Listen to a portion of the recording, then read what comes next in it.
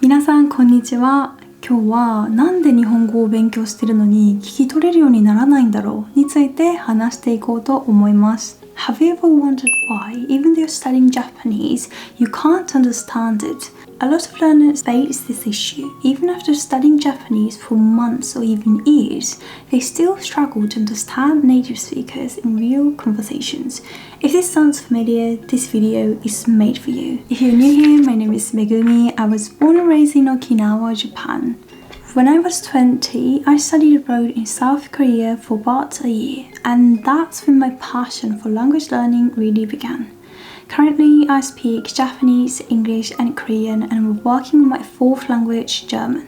I also create language learning content on YouTube and teach Japanese online. Throughout my language learning journey, I've met a lot of learners, including many who are studying Japanese. From my own experience, I found a few key reasons why learners struggle to understand Japanese in real-life conversations, even after months or years of study. Today, I break it down into 4 main reasons: misalignment in sound recognition, differences between textbook Japanese and real-world conversations, lack of input, accent differences.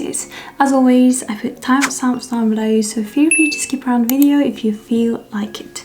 Let's get started.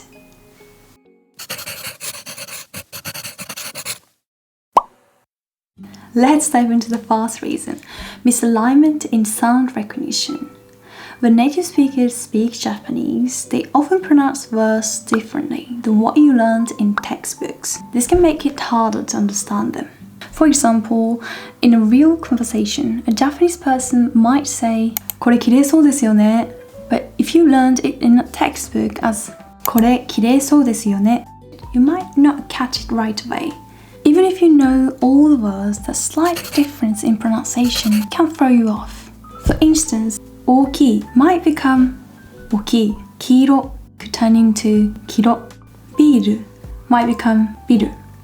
And カレー could become カレー. These are all examples of how pronunciation changes, and these small shifts can confuse learners. These mistakes can be funny, but they can also cause confusion. For example, ビールは美味しいです might turn into ビールは美味しいです or カレーは辛いです might become カレーは辛いです The good news is that Japanese people are usually very understanding and even find it cute when foreigners make mistakes, so don't be afraid to make them. To fix this misalignment, one of the best methods is shadowing, which means imitating the way native speakers speak. This is something I spend a lot of time doing when learning languages. But some people say shadowing didn't work for me or it's too hard.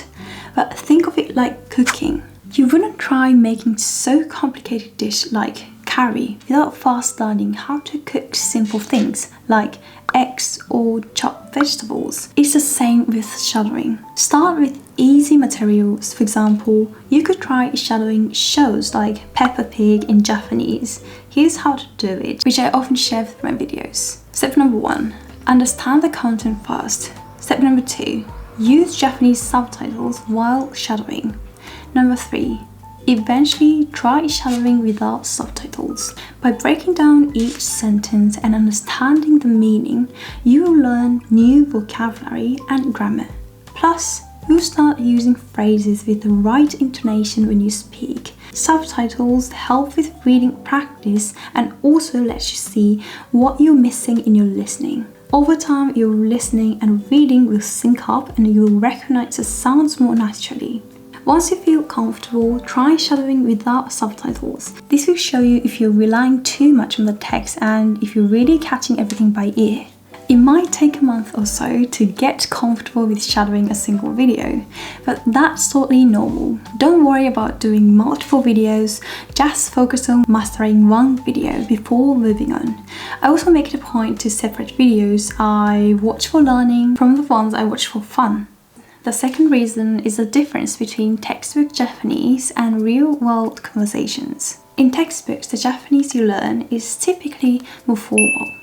But in everyday conversations, people use much more casual expressions. For example, in the sentence I mentioned earlier, 皆さんこんにちは。今日はなんで日本語を勉強しているのに聞き取れるようにならないんだろうについて話していこうと思います。You will notice more casual phrases. This is one of the common struggles for learners. Textbooks tend to focus on formal language, but in daily life, people often use casual expressions like なんで instead of なぜ、してる instead of している、and ないんだろう instead of ないのだろう。To get used to these casual phrases, watching dramas or speaking with native speakers is really helpful, and these also work well for the next reason as well. The third reason is simply a lack of input. If you're not getting enough listening practice, or if you're only listening to anime, that might be the problem. While anime is fun and great for improving listening skills, but it doesn't always help with real-world conversations. The characters sometimes use expressions you won't hear in everyday speech. To improve your Japanese listening skills, try watching Japanese dramas or YouTube videos from native Japanese creators. Real-life conversations will help you learn how the language is used in everyday situations. When I was learning Korean, I often watched a gaming YouTuber in Korean, and it really helped me a lot. So I highly recommend watching a Japanese gaming YouTuber like Kiyo. They tend to explain things in detail, which helps you learn natural conversational Japanese. Language changes over time, so to understand how people are using Japanese today, it's important to go beyond textbooks and listen to how it's used in everyday life. The final reason is accent differences. Just like how there are differences between American English and also British English, Japanese also has a regional accent. I'm from Okinawa, and even within Okinawa, there are some different accents between the northern and central parts and also southern parts of the island. For example, the word 学校 is pronounced 学校 in the south, but in the central and also northern parts of Okinawa, it's pronounced 学校 with a slightly different accent. If you're having trouble understanding Japanese, it might not be the language itself, but the accent. To get used to this, try listening to native speakers from different regions on YouTube. This will help you get used to the different accents, and your ear will gradually recognize these variations more easily. The most common accent is the Tokyo accent, but accents from areas like Kansai, Osaka, Kyoto are also widely used in the media. I recommend checking out YouTubers from different regions to get used to these variations. So those are the 4 reasons why you might struggle to understand Japanese. I've shared some methods that have worked for me, like shadowing, watching dramas, and listening to real-life Japanese content. Find something interests you and enjoy the learning process. That's all for today. Thank you so much for watching, and I also have a Japanese podcast channel and Korean language channel. If you're interested, please check it out.